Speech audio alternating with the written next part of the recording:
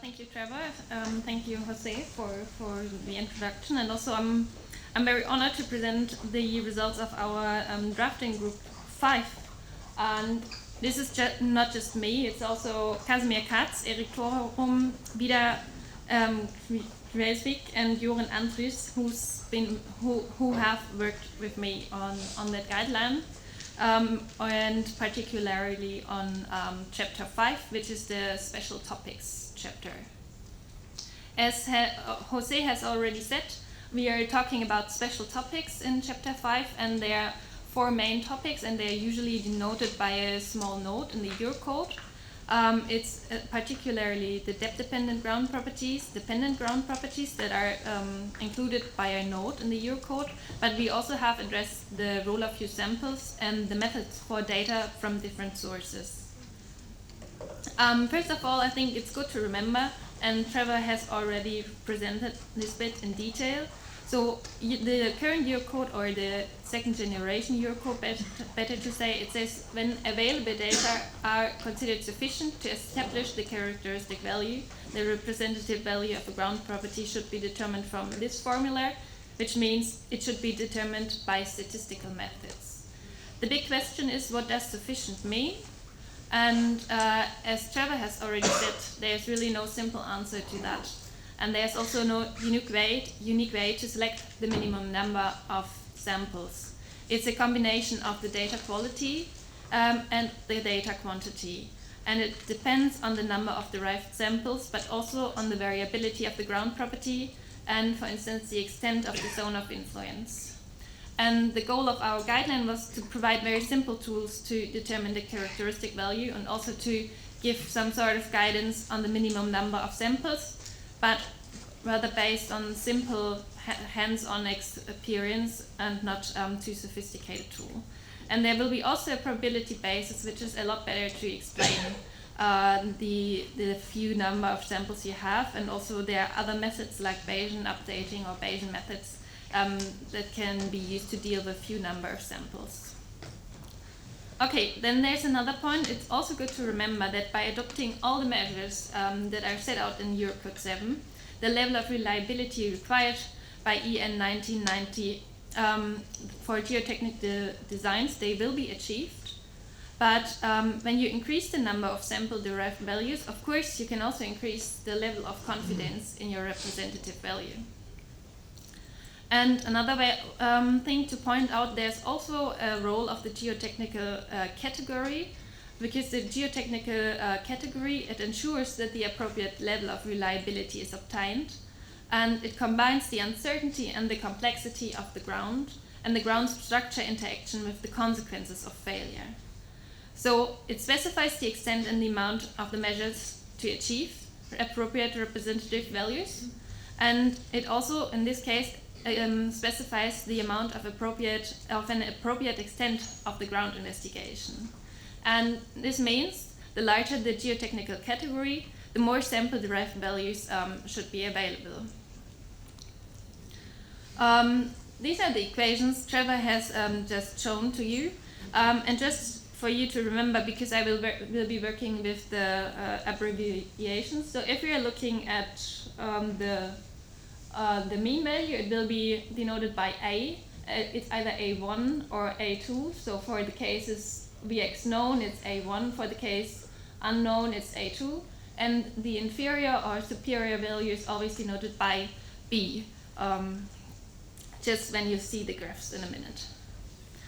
So first of all, the role of few samples. We've provided a lot of guidance, actually, because it's really not easy to define the right minimum number of samples, and I don't want to have you looking in every of the cells and in very much detail, but I want to point out that there are quite a lot of criteria you can use to select the minimum number of samples, which are shown here on the left in the column. So there are equations given up here where you can actually compute the required number of samples, but this is only applicable to the combinations A1 and B1, because it requires a normal distribution instead of the student T1 for the Vx unknown.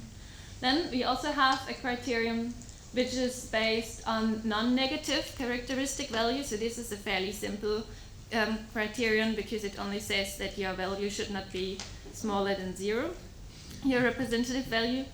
And then there are some graphs in the guideline as well that provide guidance on characteristic value, ratios, and also on a gradient. I will show that in a minute.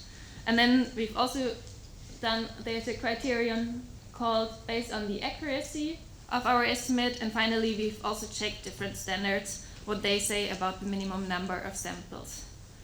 And for all of these things we've shown here in the table, you can also find examples in the guideline again where these numbers are explained in more detail.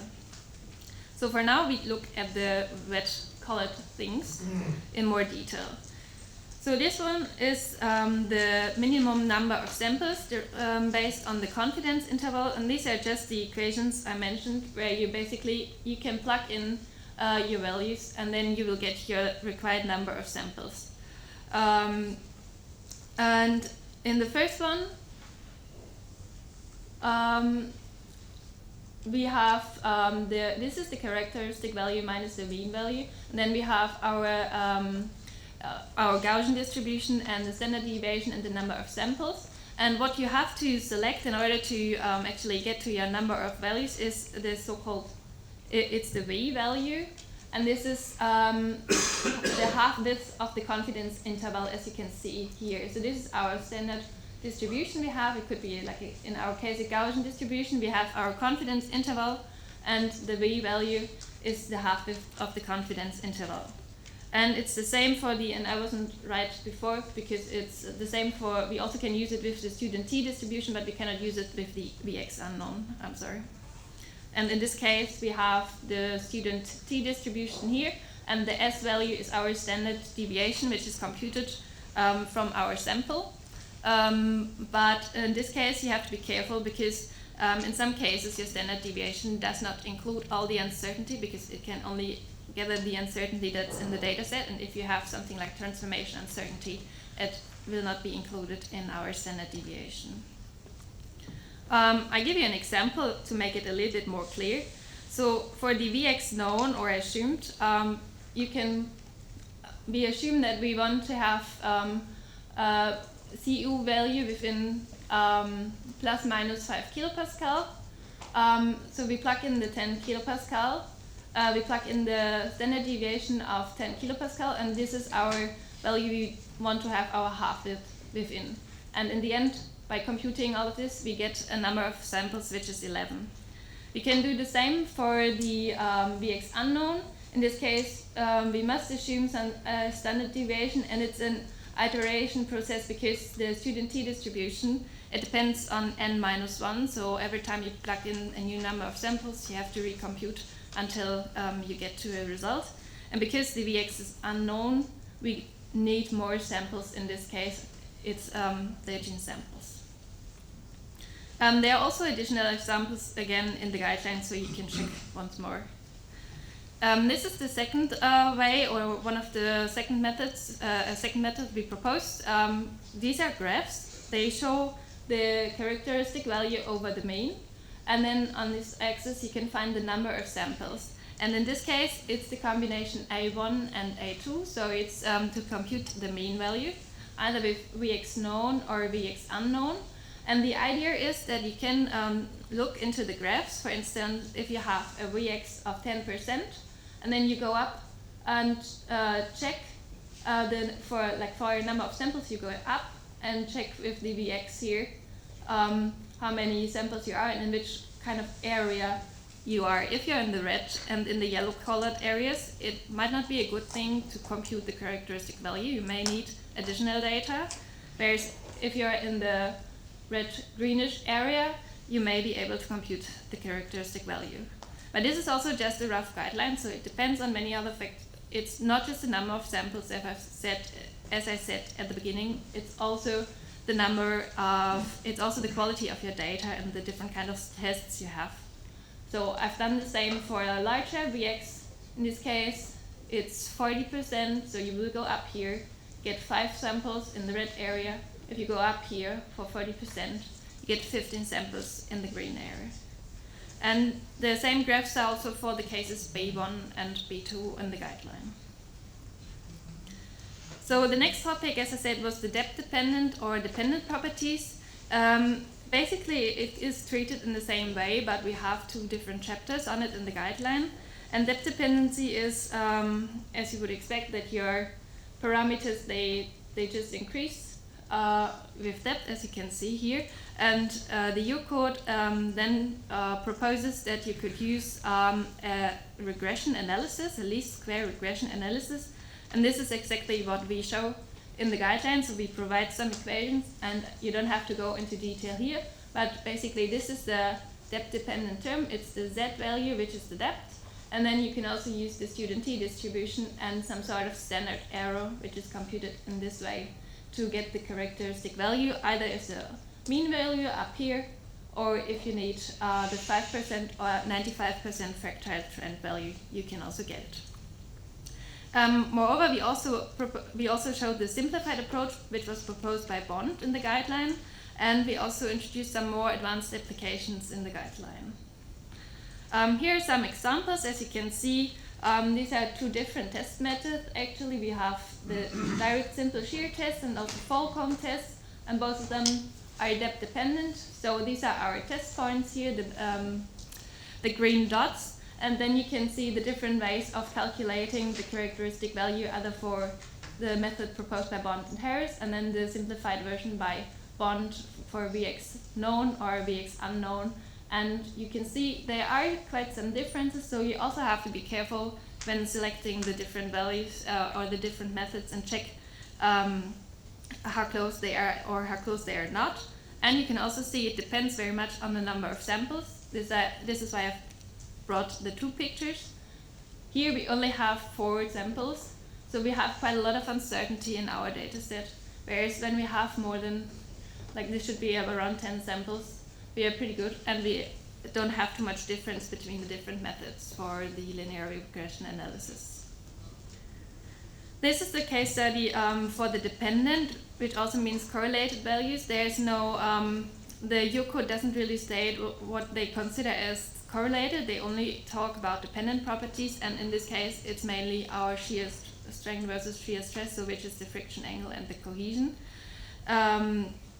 And this is a graph that's also included in the guideline, where you can see the blue line. This is the best fit we get for our regression analysis, and then we have the red dotted line, which is the characteristic value for independent values and Vx unknown, and the green continuous line is our characteristic value curve, and the green dashed line is also the characteristic line. So you can see all the different methods once again applied to our data set, and in this case we would determine the effective friction angle and the effective, and in this case there's no cohesion at all. So the last topic, methods for data from different sources. Why is this required? I think Jose has already introduced it a little bit at the beginning.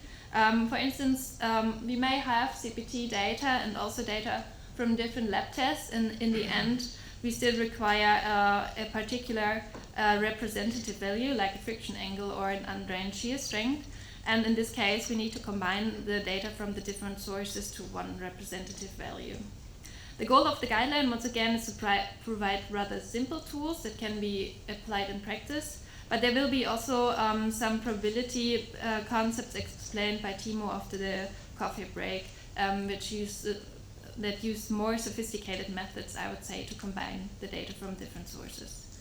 In our case, we introduced only 3 main approaches. The first approach is that you combine directly the sample-derived values from different sources, and then you form one data set without any previous weighting of the different data sets. And then you can determine the characteristic value of the total data set. This may not be possible for a lot of approaches, because in most of the cases you may have very different data sets with very different quality, and you want to acknowledge the quality of the data as well. The second approach is to determine the characteristic value separately for each data source with the methods proposed in the guideline and also by Trevor, and which are stated in the Eurocode, of course. And then you can weight the obtained characteristic values and then determine a characteristic value based on weighted individual characteristic values. This could be also called a nominal value because you do some weighing and then in the end it's not a fully statistically computed value. And the last approach is to determine the nominal value for a single dataset of several combined datasets and then combine the individual nominal values to one nominal value. And this is clearly called a nominal value then. So there are these three methods that are proposed, and there are also some information on how to review the data and also to prepare on data preparation. There's also some guidance on different weighing methods beyond engineering judgment, and we also provide additional examples for the methods for different data sources. So let me summarize what's written in chapter 5. So there's quite a lot of information, as you probably have noticed. And we really try to give hands-on tools, so something that can be applied in practice without diving too deep into the statistics and probability basis. So there is some guidance regarding the number of sample-derived values. There are also the equations that can be used to determine depth-dependent and dependent properties. And there's information on how to work with data from multiple data sources. As Jose has already said, there are many complementary examples in the guideline where also all the methods we have introduced in the guideline are presented. And we also made some references to more advanced methods, which may be useful if none of the methods that are written in the guideline apply to your case. And then I thank you.